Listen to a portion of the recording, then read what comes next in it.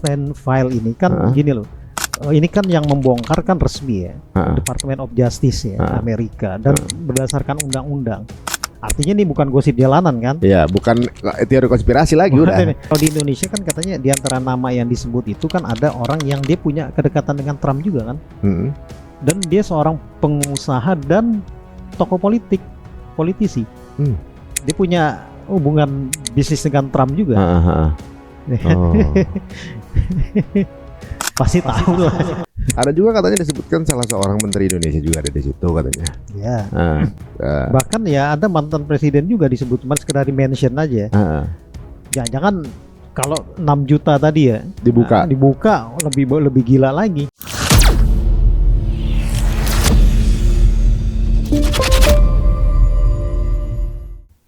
Ini menarik juga sih sebenarnya kalau memang itu alasannya ya. Kalau emang ini Eropa yang ngeluarinnya, berarti memang ada rencana untuk penggulingan Trump nih.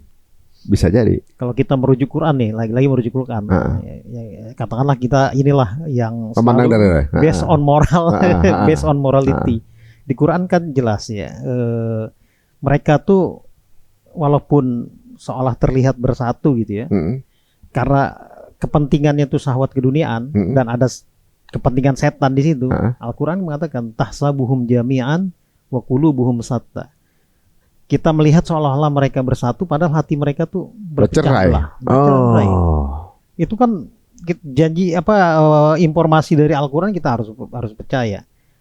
Quran mengatakan wa makaru wa makarallah wallahu khairul makirin. Ya, mereka buat makar, Allah punya cara lagi untuk menghancurkan makar mereka. Epstein file ini kita bisa letakkan dengan berbagai penafsiran, dengan berbagai analisa yang bisa jadi tentu kita temukan kebenarannya kan dalam Al-Quran tentang karakter mereka ya, karakter orang-orang yang memusuhi Islam gitu ya, karakter orang-orang jahat, karakter para penyembah Baal tadi ya, itu ada di Quran. Tadi saya sebutkan dalam surah As-Saffat ayat 125 kan ada Baal itu ya, mereka menyembah Baal itu kan dan meninggalkan Allah. Jadi ada semua. Jadi kalau kita hari ini melihat dunia gitu ya, makin hari makin makin aneh gitu ya. Sebenarnya informasi-informasi soal itu kan udah ada, baik dalam Quran maupun dalam hadis Nabi kan. Ini justru dengan berbanyaknya berbagai peristiwa-peristiwa aneh itu ya makin mengkonfirmasi kebenaran sabda Nabi kan, tentang akhir zaman gitu ya. Kalau saya ngelihatnya nih Ustaz ya, ini seperti pola bahwa sejak Palestina itu ngebuka banyak hal menurut saya, bahwa Palestina itu membuka banyak tabir yang dulu sebelum ini adalah sesuatu tabir yang punya image pencitraan berbeda. Contoh, seolah-olah Israel ini negara adidaya dengan kemampuan luar biasa, intelijensia. Gaza nggak bisa gitu. Terus ternyata juga berantakan juga negaranya. Banyak yang bunuh diri tentaranya. Diserang Irak juga terjadi, diserang Iran juga habis juga gitu kan. Terus Amerika kayaknya negara adidaya yang gimana, katanya juga ke Gaza juga nggak bisa ngapa-ngapain, sama Iran juga nggak berani banget gitu, dan ekonomi juga bangkrut juga gitu. Kayak segala pencitraan yang dibangun bertahun-tahun kayak runtuh gara-gara kejadian Palestina. Produk-produk buatan dari mereka nih sekarang lagi citranya jatuh semua gitu kan. Iya, kan artinya gini, 7 Oktober itu katanya membuka mata dunia ya, dengan berbagai perspektifnya. Artinya perlawanan yang dilakukan oleh kelompok perlawanan Palestina ini membuka mata dunia dengan berbagai perspektifnya itu. Tadi soal ternyata mereka nggak sehebat yang dibayangkan. Iya. Jadi nggak seperti yang kita pikir kayak sehebat bagaimana gitu kan? Kan sesumbarnya bisa menaklukkan Gaza dalam hitungan bulan atau pekan gitu ya, atau hitungan bulan. Tapi sampai sekarang sampai akhirnya mereka bikin, apalagi kalau BOP benar-benar terwujud, lebih heran lagi. Kalau posisi Indonesia sekarang di BOP udah baru belum Ustaz? Kenapa? Udah bayar belum? Belum kan? Belum, masih ada, masih Belum. iya. Oh. Belum. Kalau sekarang berarti dari posisi masih ta'aruf nih. Ya masih penjajakan. Penjajakan. Ya, mungkin gini, kalau kita lihat dananya kan besar banget. Besar itu tuh, itu lebih besar 600 kali lipat dari joining PBB. Iya. Gitu kan? Bener. Pertaruhannya besar di BOP ini. Oh. Baik pertaruhan dalam konteks dia di nasional kita, di negara kita, maupun dalam konteks global kan.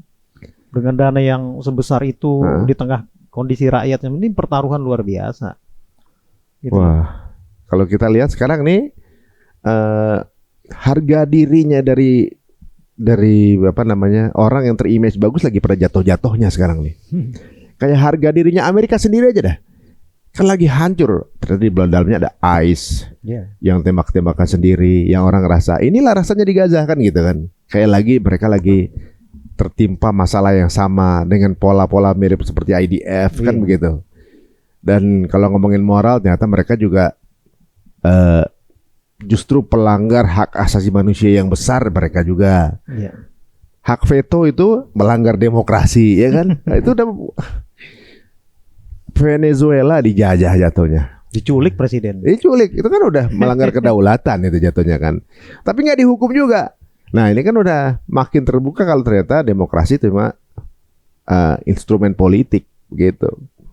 Nah kalau menurut pendapat antum nih, Epstein ini dia lone ranger, apa operator, apa man in mission gitu, atau dia memang pucuk pimpinan? Kalau dilihat dari ini ya, dari apa track record dia ya, yang tadi disebutkan kan dia awalnya kan seorang guru ngajar, kemudian kenal orang, jadi pebisnis, mirip juga dengan kejadian di sini nih. Dari pebisnis di mentoring jadi sosok yang besar. Kalau menurut saya ya tadi kan ada istilah Puppet government ya. Puppet government kan pemerintah boneka gitu. Iya, atau ada tadi kan di situ juga ada shadow government. Bisa jadi orang ini memang dia dibentuk. Ya, dibentuk ya. Dibina untuk jadi.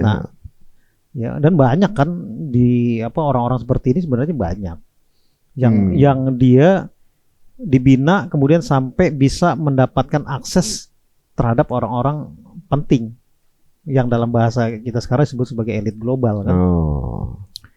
Dia bisa nembus ke Bill Gates, dia bisa nembus ke Elon Musk gitu ya. Ini kalau bukan di belakangnya orang penting bisa nggak kira-kira gitu ya? Atau di belakangnya ada kekuatan besar? Kalau nggak ada kekuatan besar nggak mungkin bisa. Karena jadi, yang dia dekati bahkan sampai private kan hubungannya itu kan lewat email, lewat komunikasi gitu ya. Itu kan pasti nggak mungkin. Misalnya ada orang yang memperkenalkan ini orang gua nih, gitu ya. Nanti kalau dia mau ngubungi, tolong kasih akses kan, seperti itu. Jadi kayak petugas lapangan. Jadi petugas lapangan ya. Jadi segala akses dikasih, nah dia yang bagian ngambil jaringan-jaringan itu. Coba tolong kuasai Timur Tengah, gitu. Kontak ini gitu ya. Soalnya kalau kita lihat kalau di Indonesia kan katanya di antara nama yang disebut itu kan ada orang yang dia punya kedekatan dengan Trump juga kan. Dan dia seorang pengusaha dan tokoh politisi. Dia punya hubungan bisnis dengan Trump juga. Pasti tahu lah yang dulu tiba-tiba kampanyenya masif, merekrut tokoh agama, merekrut tokoh pemuda Islam untuk masuk ke dalam partainya. Itu dia lamanya lagi banyak disebut juga kayaknya sekarang. kan katanya di Epstein nama dia ada disebut kan. Dan itu bukan disebut sebagai informasi tapi kaitannya dengan Trump kan. Dia dengan punya hubungan dengan katanya Trump. Beliau membeli rumahnya Trump. Iya, di Beverly ya. Beverly. Ya, teman-teman cek sendiri siapa orangnya ya. Jangan usah kita sebut namanya. Ada juga katanya disebutkan salah seorang menteri Indonesia juga ada di situ katanya. Iya. Bahkan ya ada mantan presiden juga disebut, cuma sekedar di-mention aja. Jangan-jangan kalau 6 juta tadi ya dibuka lebih gila lagi. Iya itu dia. Itu dia nih, makanya kalau melalui proses editing atau penyuntingan ini kayaknya agak sedikit sulit kita mendapatkan fakta yang aslinya, tapi minimal 50% keluar gitu kan. Jadi Epstein file ini kan gini loh. Ini kan yang membongkar kan resmi ya, Department of Justice ya, Amerika, dan berdasarkan undang-undang. Artinya ini bukan gosip jalanan kan? Iya, bukan teori konspirasi lagi udah. Diliput di media-media besar, gitu, dijadikan perbincangan di ruang-ruang publik secara umum gitu ya. Dan ini pasti punya pengaruh, dampaknya luar biasa. Dampak globalnya pasti luar biasa. Mantan dubes Inggris di Amerika kan sampai mengundurkan diri dari Partai Buruh, ya. Gara-gara namanya disebut itu. Kemudian penasihat keamanan Slovakia mengundurkan diri juga gara-gara namanya disebut di Epstein file ini. Jadi banyak, artinya berpengaruh dampaknya itu kan. Kalau nggak ini ngapain dia mundur kan? Cuma permasalahannya, walaupun kebuka juga nggak ada yang ditangkap, Sat. Ini kan kayak cuma ngebuka satu skandal mesum. Iya. Lebih ke arah moral aja gitu. Kan diinvestigasi ya. Apa? Diinvestigasi kemudian ya mestinya begitu kan, banyak korban human trafficking. Apalagi ada yang umur 16 tahun kalau nggak salah tuh, hamil dari dia gitu, dibreed dia, diternak lah gitu sama Epstein itu, dibreed katanya ini buat nitip calon janin. Anak umur 16 tahun suruh hamil, ketika hamil baru oroknya keluar langsung dia ambil sama dia gitu. Nggak saja dia nggak pernah ketemu lagi gitu kan sama anaknya itu gitu. Nah itu mungkin buat persembahannya kali kan. Dia cari bayi fresh yang masih belum ini apa-apa untuk dijadiin persembahan kali gitu. Itu banyak banget kisah-kisah kayak gitu tuh. Dan kesaksiannya tuh anak-anak udah jadi tante sekarang, udah gede, udah tua-tua, udah di atas 40. Harusnya kan korban-korbannya itu kalau memang ada banyak yang masih hidup ya, yang human trafficking itu ya harus diinvestigasi kan. Ditanya kemudian ya diproses secara hukum. Ini nggak ada yang diproses ya saat ya? Ya belum kedengeran sih, belum ada proses. Harusnya nggak harus diproses. Kalau yang Epstein sendiri kan sejak 2008 ya, dia ditangkap soal itu ya, soal pelecehan itu. Kemudian ditangkap lagi, kemudian mati. Ya itu ya, jadi nggak sempat kebuka macam-macam kan? Nggak sempat kebuka macam. Ada kisah mengenai Michael Jackson, apakah dia memang sakit atau memang dihilangkan begitu, atau juga sebuah berita pembunuhan untuk memfitnah salah satu raja Arab, gitu juga ada di situ juga. Penangkapan salah satu perdana menteri Pakistan waktu itu setelah mengutarakan Hari Islamofobia Internasional, ternyata di situ juga ininya rencananya bahkan sampai COVID. Rencana untuk pembuatan COVID. Ini kan berarti ini bukan cuma klub ngobrol biasa nih. Klub kebijakan ini. Klub kebijakan. Makanya kan elit global itu kan yang menentukan.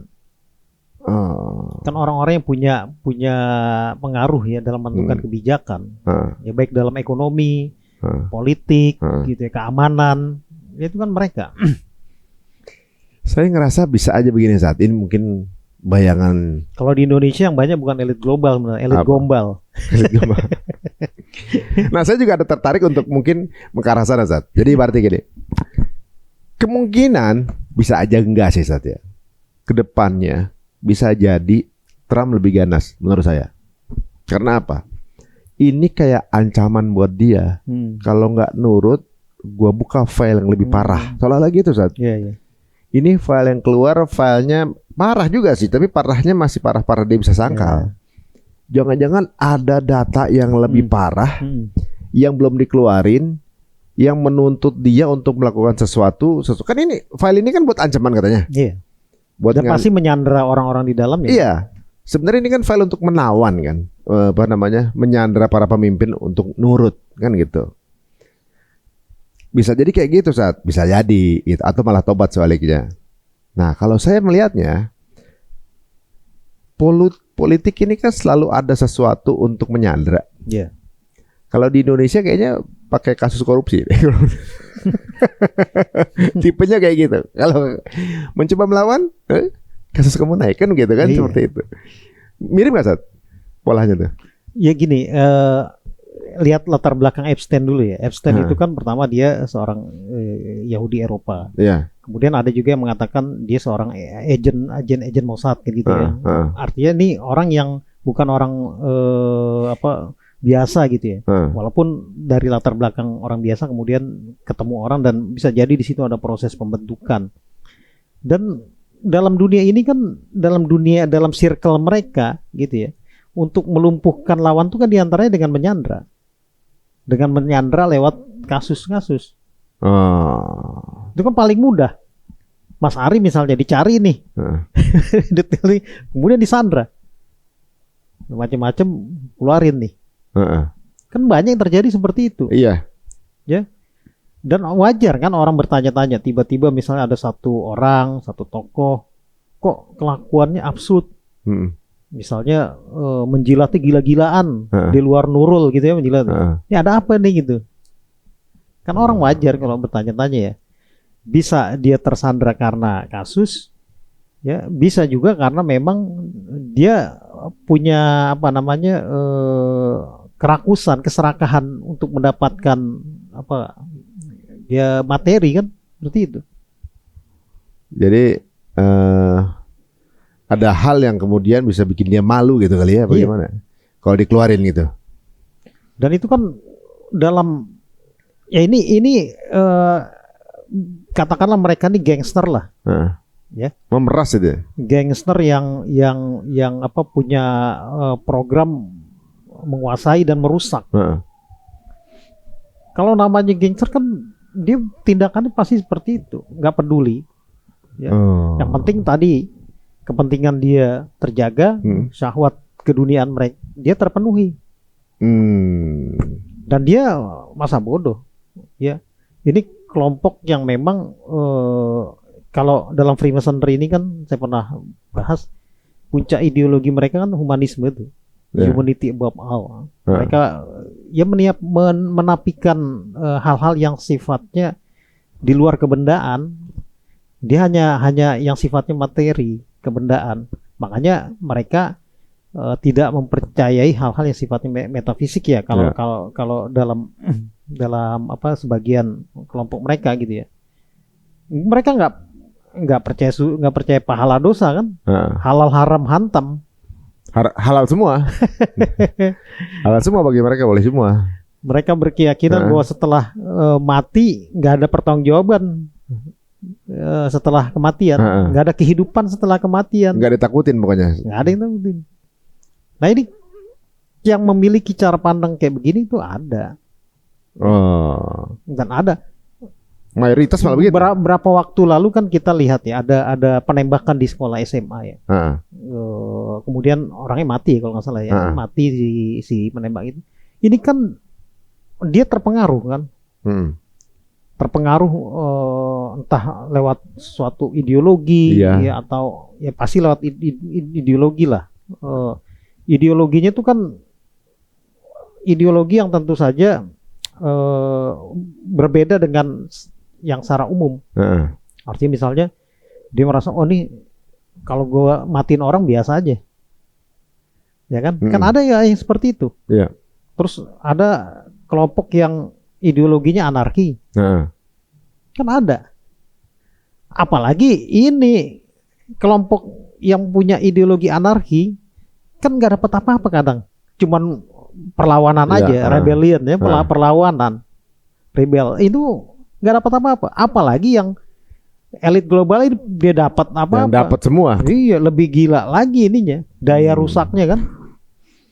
Wah, berarti memang kita nih hidup di zaman yang isinya ya fitnah aja ya, udah. Iya. Semua ada yang ngatur berarti ini. Berarti kayak ada juga yang bikin teori sistem perbankan yang dijalankan setelah baca ini beberapa file gitu kan. Itu seolah udah kayak pinjol katanya. Negara dipinjemin bukan pengen balik lagi. Dipinjemin gak bisa bayar biar dia bisa punya kuasa sama tuh negara kan gitu. Yeah. Jadi pada saat nanti gak bisa bayar atau juga mungkin membangkang, tinggal dikasih sanksi begitu kan. Yeah.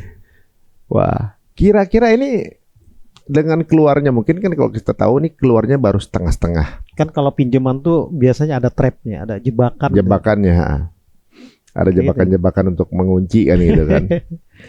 Nah, kalau ini kan dirilisnya setengah-setengah. Yang tadi saya bilang, apakah ini bisa kemudian sebuah ancaman untuk para pelaku agar lebih nurut gitu, atau memang ini dikeluarkan oleh orang yang di luar dari circle mereka, ini kebocoran bagi mereka. Kita masih belum tahu nih, Ustaz. Apakah ini di luar keluarnya diatur juga oleh mereka?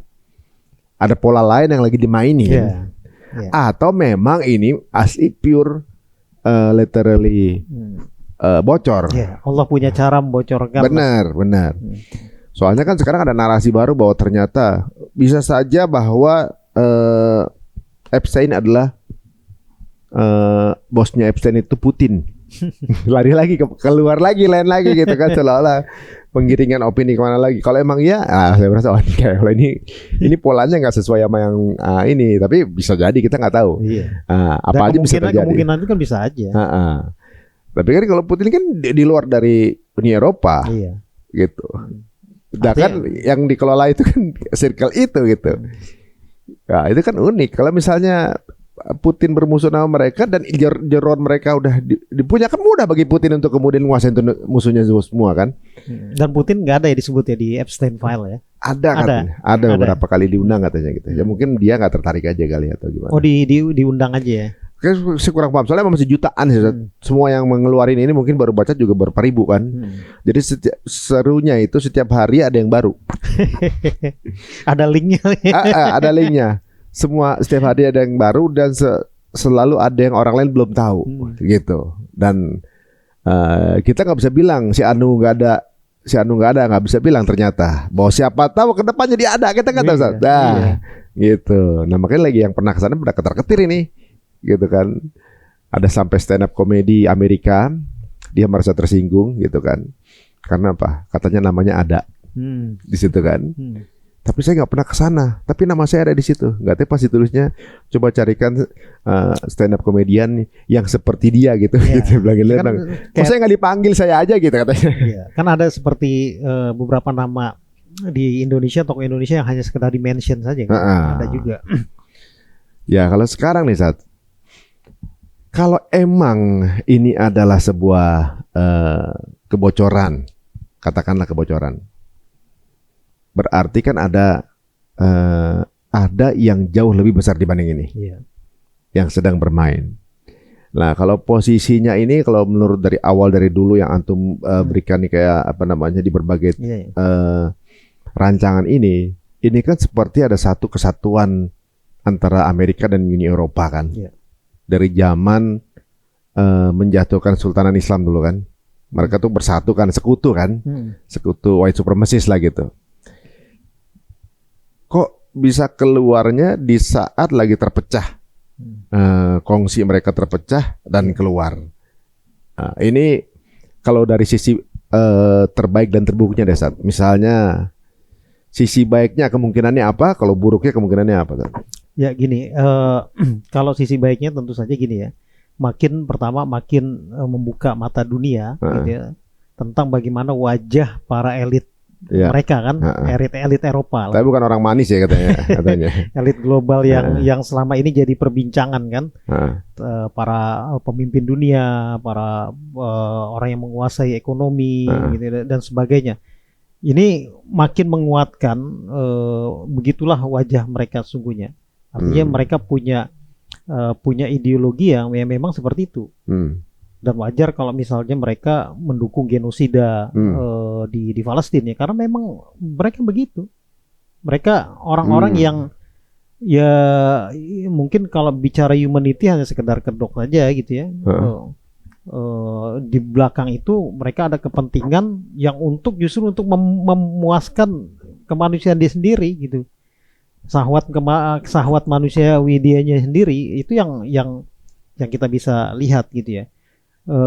Artinya Epstein file ini gitu ya, bisa kita lihat bahwa ini tentu pukulan telak bagi Trump ya. Yang selama ini gayanya kan seperti cowboy mabok, semau-mau dia.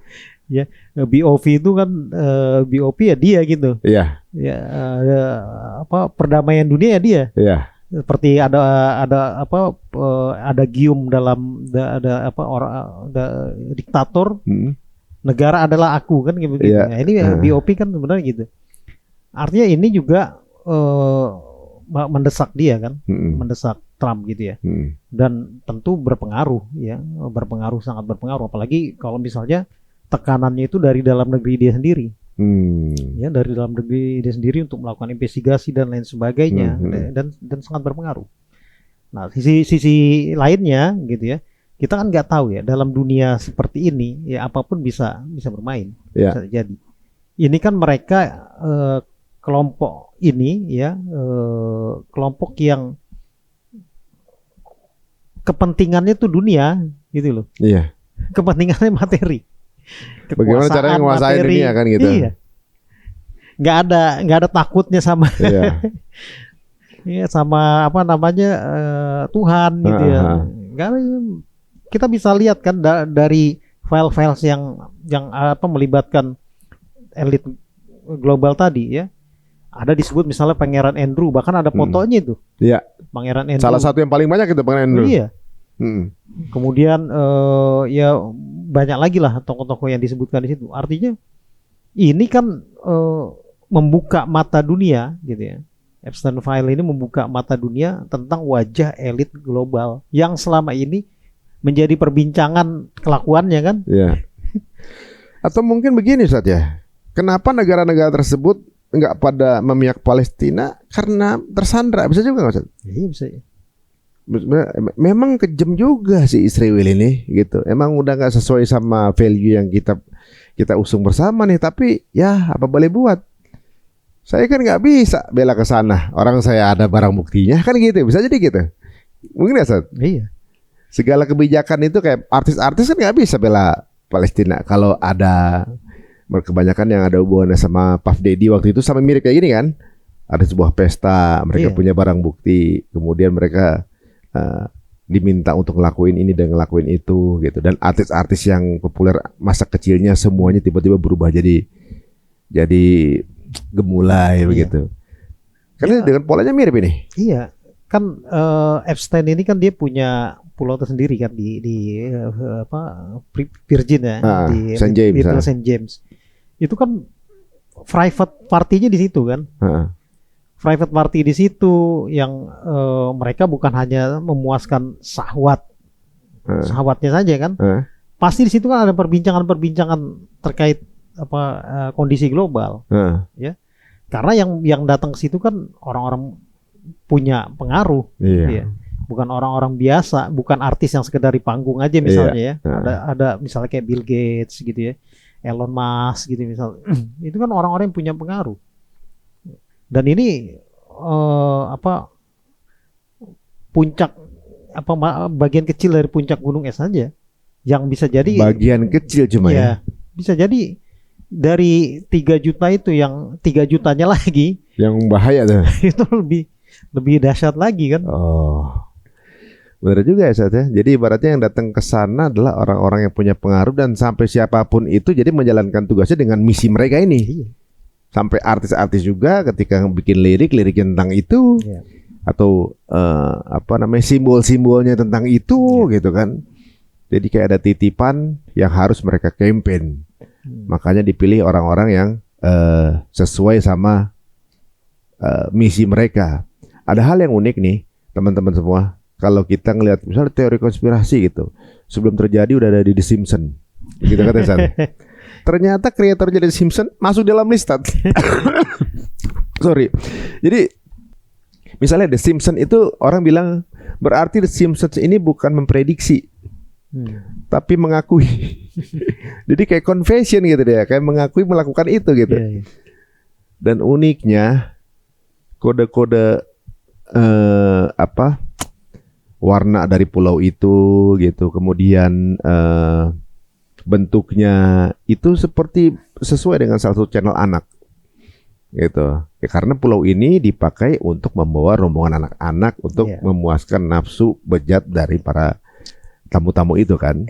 Sampai ada salah satu channel anak-anak yang lain itu punya kapal pesiar. Setiap dari turnya itu harus mampir dulu ke Asian Games. Yeah. Jadi seolah-olah bawa anak-anak ke situ gitu. Kayak ada apa sih di balik pedofilia ini, anak-anak ini? Ini persyaratan khusus dari si Baalnya atau gimana sih? Harus pedofil gitu. Ya gini, misalnya ya fenomena LGBT gitu ya. Nah. Karena kan pendukungnya mereka kan. Ya. Mereka mendukung, bahkan pasang badan gitu. Yeah. Bahkan kalau kita mention di media sosial gitu ya, pasti kan kita ada serang tuh. Ya. Nah, mereka kan gini, dalam konsep pemikiran mereka, ya, dalam konsep kehidupan mereka, yang dipenuhi dalam diri mereka kan syahwat tadi, ya, syahwat keduniaan tadi, ya. Kecenderungan dia misalnya menjadi perilaku pedofil tadi, gitu ya, bisa jadi karena sudah rusaknya kejiwaan karena kepentingan syahwat tadi, ya, pengen sesuatu yang baru, kan ada yang seperti itu, kan ada orang yang kecenderungannya seperti itu. Yeah. Kemudian karena banyaknya kerusakan akibat benda-benda haram itu kan, barang-barang haram, narkoba dan lain sebagainya, sehingga orang melakukan tindakan-tindakan yang mungkin bagi kita gitu ya, ini gila, tapi bagi mereka santai aja. Ya. Dan itu kan pengaruhnya pada kejiwaan, ya, pada jiwa dia, gitu ya. Artinya dia melakukan itu, gitu ya, melakukan tindak kejahatan dan sebagainya.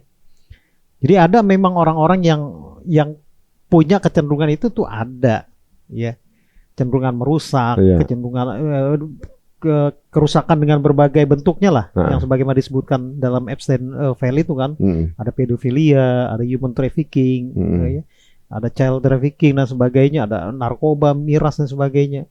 Ya itu kan karena unsurnya itu, ya, kepentingan syahwat dunia yang akhirnya merusak kejiwaan mereka sehingga mereka bertindak semau-maunya.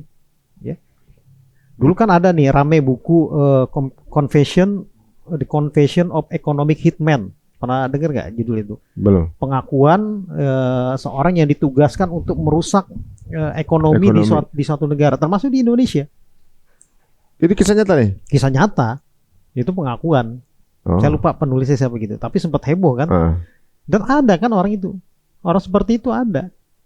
Ya. Mereka dibayar gitu ya. Kemudian mereka kerjanya ada real, ya, merusak ekonomi, ya. Ya. Economic hitman tuh itu nyata ada, gitu loh. Jadi memang ada orang yang selalu cari cara untuk bisa nguasain. Iya. Dengan cara-cara yang memanipulasi jatuhnya, betul ya. Kalau sekarang berarti kita ini kan banyak nih orang yang ya kita nggak paham semuanya, nggak tahu ya ibaratnya siapa yang lagi manipulasi kita apa segala macam, apakah ini benar cobaan dari Tuhan, apa kita yang menjadi korban sebuah konspirasi misalnya. Kita mesti ngapain nih Ustaz? Untuk kita nih yang gitu, ya di luar dari circle itu korban semua kan, termasuk kita nih. Apa yang mesti kita lakuin? Ya kalau sebagai umat Islam gitu ya, fitnah akhir zaman itu kan pasti ada gitu ya, dan banyak ragamnya gitu ya. Yang terbaik tentu saja kita makin mendekatkan diri gitu ya kepada keyakinan kita, ya, pada Al-Quran, pada Sunnah Nabi SAW, gitu ya. Segala informasi yang terjadi, segala hal yang terjadi di dunia ini sebenarnya kan ada dalam Al-Quran ya, baik tersurat langsung maupun secara implisit gitu ya. Itu sudah ada sebenarnya. Atau apa yang disampaikan oleh Nabi SAW ya. Ada satu masa gitu ya, di mana banyak terjadi fitnah gitu ya. Dan kita harus benar-benar mempertahankan ya keimanan kita ya, karena di zaman itu orang pagi beriman, sore bisa jadi kafir, ya. Sore kafir, pagi bisa jadi beriman. Artinya di zaman yang yang kita tahu sendiri gitu ya, dengan apa fenomena global ini, ya ancaman terbesar itu kan pada keyakinan, ya, keyakinan kita, pada ideologi gitu ya. Apa yang terjadi di Palestina ya, itu kan bukan hanya sekedar apa namanya penjajahan, ya. Kan ada ideologi juga di situ, gitu loh. Ada kepentingan ideologis gitu ya. Nah ini nyata gitu ya, itu real. Pertarungan antara yang hak dan yang batil itu pasti ada sampai hari kiamat, gitu ya. Makanya tinggal bagaimana posisi kita, gitu ya. Posisi kita nih harus benar-benar ya berada dalam circle gitu ya, circle yang benar-benar menjaga keimanan kita kan, menjaga keimanan, menjaga kewarasan kita gitu ya. Jangan sampai kita terjebak gitu ya dalam situasi atau kondisi di fitnah akhir zaman yang kemudian menggelincirkan keimanan kita. Apa yang terjadi hari ini di dalam Epstein file ini makin membuka wajah elit-elit yang selama ini kita kenal gitu ya, bagaimana track record mereka ya. Yang hari ini bisa lihat wajah mereka sesungguhnya kan melalui files dari Epstein itu. Dan ini tidak ada dalam track record sejarah Islam kan, sebagaimana apa yang terjadi di Epstein file ini. Nggak ada orang Islam yang punya track record jahat untuk melakukan genosida aja, nggak ada track record orang Islam melakukan genosida, melakukan human trafficking, perbudakan atau perbudakan seksual dan lain sebagainya. Apalagi yang tadi tuh penyimpangan seksual, nggak ada. Tokoh Islam yang menyimpang seksualnya gitu, belum ada dalam sejarah ya. Makanya Islam itu kan melahirkan kedamaian. Itu yang alhamdulillah. Jadi mungkin ada yang mana buktinya misalnya gitu kan. Lihat aja 5 orang yang paling kejam, ada orang Islamnya di dunia gitu kan. 5 orang yang melakukan pembunuhan terbanyak di dunia. Ada orang Islamnya apa enggak gitu. Nggak tahu, kalau saya nggak tahu ya. Negara apa yang sering banyak ngejajah? Apakah negara Islam? Enggak juga. Negara mana yang sering menggenosid negara lain? Seperti ya Native American di Amerika, Aborigin di Australia, Palestina, kemudian yang ada di Brazil, di Argentina, semuanya dilakukan oleh white supremacists kebanyakan. Nah, ada Islamnya nggak? Enggak. Tapi yang difitnah orang Islam. Itu yang terjadi. Tapi alhamdulillah ini sebuah fitnah yang mudah-mudahan membuka mata kita ya. Dengan adanya hal ini, orang di dunia makin sadar ideologi yang sebenarnya jadi yang mana gitu ya. Alhamdulillah. Terima kasih Ustaz nih waktunya untuk mengambil hikmah dari apa yang terjadi dengan Epstein Files sekarang ini. Sambil kita tanya juga saatnya ada buku judulnya Novus Ordo Sclorum. Ini tentang apa Ustaz? Ya, ini sebenarnya novel yang berdasarkan data-data dan fakta-fakta ini tentang tatanan dunia baru. Ya, Novus Ordo Sclorum. Ini ya bisa dibilang novel konspirasi tapi based on fact gitu ya, berdasarkan fakta-fakta. Insya Allah ini mau diterbitkan lagi nih oleh penerbit Pusaka Al-Kautsar. Ini dulu bestseller. Ya, artinya apa yang kita perbincangkan tadi banyak juga ada di sini. Ya, tentang elit global, tentang program-program mereka dan lain sebagainya. Nah, itu ada di sini Insya Allah. Jadi teman-teman jangan malu ya kalau baca aja nih. Jadi kalau bilang teori konspirasi bukan teori lagi sekarang. Itu rahasia umum. Apa yang kita ngomongin dulu orang aneh konspirasi sekarang lagi kejadian gitu kan. Ya, mau boleh percaya boleh enggak, tapi pola-pola ini ada dan banyak yang pelajarinya. Bukan berarti kita kemudian memfokuskan kepada itu. Kita dia tahu bahwa mana fitnah, mana yang kebenaran. Mudah-mudahan akan menjaga kita juga bahwa apakah kita sudah memeluk akidah yang benar atau enggak. Yang penting itu tadi ramenya Epstein Files ini jangan sampai melupakan Palestina kan gitu ya. Persoalan-persoalan Palestina harus tetap dikawal, termasuk BOP itu kan umat Islam tuh harus mengawal. Apalagi MUI sudah mendukung, ya harus dikawal benar-benar. Iya. Banyak pandangan sisi baik juga di sisi lain, misalnya BOP membangun Gaza misalnya kan. Ketika sudah terbangun, pecahlah perang antara Amerika dan Eropa. Hancur semua. Akhirnya Gaza dapatin orang Gaza sendiri gitu kan. Bisa jadi, kita nggak pernah tahu kan, rencana Allah tuh macam-macam plot twistnya. Ada juga mungkin ya karena yang ikut adalah negara-negara Muslim gitu, yang turun di lapangan negara-negara Muslim pasti kekejamannya nggak seperti IDF, lebih banyak diskusinya untuk mencari jalan tengah. Ya mudah-mudahan ini terjadi dan ini benar-benar seperti apa yang diungkapkan bahwa ini sebuah siasah. Mudah-mudahan ya. Walaupun duduk bersama semeja dengan Israel itu tidak pernah amanah mereka ya. Ini menarik perbincangan kita guys. Nanti kalau ada update terbaru mengenai Epstein Files yang akan kita bahas, kita akan undang lagi Ustaz Arta. Dan kalau dirasa menarik, monggo silakan sebarkan link ini ke circle teman-teman semuanya. Dan makin perkuat keimanan kita, apalagi sebentar lagi bulan Ramadan. Sampai ketemu lagi di episode berikutnya Cerita Untung. Assalamualaikum warahmatullahi wabarakatuh.